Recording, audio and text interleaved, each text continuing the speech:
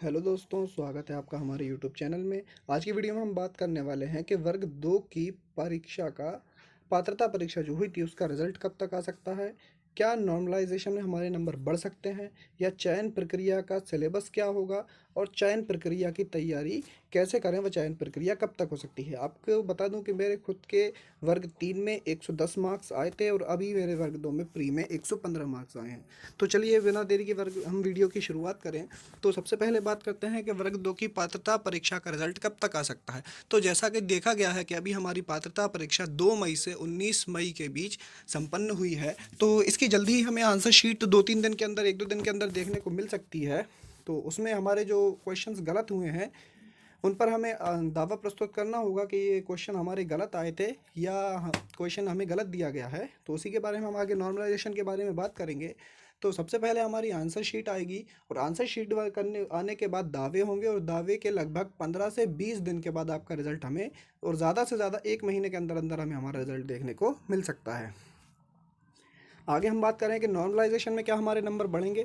तो जैसा कि देखा गया है कि ज़्यादातर पेपर हमारे हार्ड आए थे, और कुछ शिफ्ट के, जैसे एक संस्कृत का पेपर जो आखिरी में हुए थे वो सरल आए थे, उसमें लोगों के 120 125 तक नंबर देखे गए हैं। तो ऐसी शिफ्टों के नंबर कम होने के चांसेस हैं, और जो शिफ्ट हार्ड आई थी उनके नंबर बढ़ने के चांसेस हैं। जैसा कि हमारा वर्ग 3 में भी देखा गया था कि लोगों के 2-2 3-3 नंबर बढ़े थे, और 2-2 3-3 नंबर घटे थे, और ज़्यादा मैक्सिमम हमने देखा था कि एक व्यक्ति के 16 नंबर तक, और 16 नंबर तक बढ़े थे और घटे थे। तो काफ़ी ज़्यादा चांसेस हैं कि जिन लोगों के 75 या 80 मार्क्स आए हैं, तो इसके लगभग आए हैं, या जिनके 75 से थोड़े 2-3 नंबर कम आए हैं, या जो जनरल कैटेगरी से हैं उनके नंबर 90 के आसपास आए हैं, 88 89 या ऐसे कुछ नंबर आए हैं, तो उनके बहुत ज़्यादा चांसेस हैं कि उनके नॉर्मलाइजेशन में नंबर कुछ काफ़ी हो सकते हैं और वो क्वालिफाई हो सकते हैं। इसलिए आप अपनी तैयारी में लग जाएं। नॉर्मलाइजेशन की प्रक्रिया ऐसी है कि जो क्वेश्चन आपका गलत होता है, या जिसमें दो से ज़्यादा विकल्प सही दिए जाते हैं, या क्वेश्चन में कोई भी विकल्प सही नहीं दिया जाता, वो क्वेश्चन आपका पीईबी या आप कहें तो ईएसबी हटा देता है, और उसके आधार पर ही आपका नॉर्मलाइजेशन किया जाता है। कई बार ऐसा होता है कि क्वेश्चन में इंग्लिश में कुछ और होता है और हिंदी में कुछ और होता है, तो ऐसे क्वेश्चंस को भी हटा दिया जाता है और फिर नॉर्मलाइजेशन की प्रक्रिया की जाती है। और ऐसा ही देखा गया है कि कई क्वेश्चंस में, जैसा कि मैं खुद भी देकर आया था, तो कई क्वेश्चंस ऐसे थे जिनमें एक भी विकल्प सही नहीं था, या दो विकल्प सही थे, या फिर उसके ट्रांसलेशन एरर था। तो ऐसे क्वेश्चंस के हटने के काफ़ी ज़्यादा चांसेस रहते हैं, और ये हटते हैं, ऐसा वर्ग 1 में भी देखा गया है। तो आप निश्चिंत रहें, अगर आपके बिल्कुल बाउंड्री पे 1 या 2 नंबर कम है तो बिल्कुल आपके बढ़ेंगे, और आप मेंस की तैयारी में लग जाएं।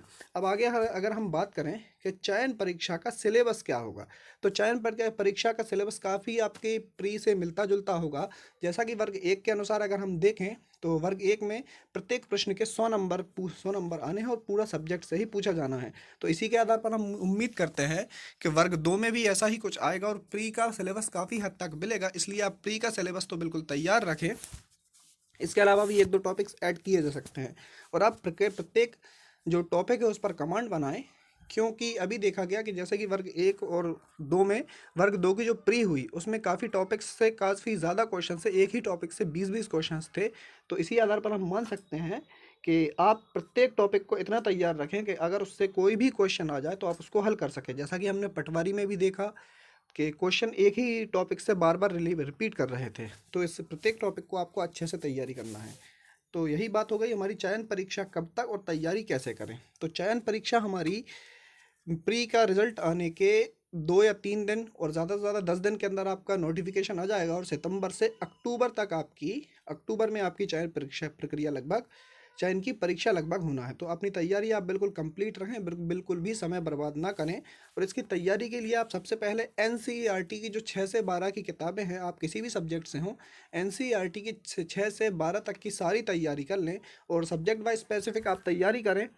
तो अपने सब्जेक्ट की जो बुक्स हैं, जैसे कि कोई भी बुक हुई, तो उससे तैयारी करें। बेसिक जो है उसको सबसे पहले पकड़ कर चलें, क्योंकि बेसिक से काफ़ी ज़्यादा नंबर काटे जाते हैं।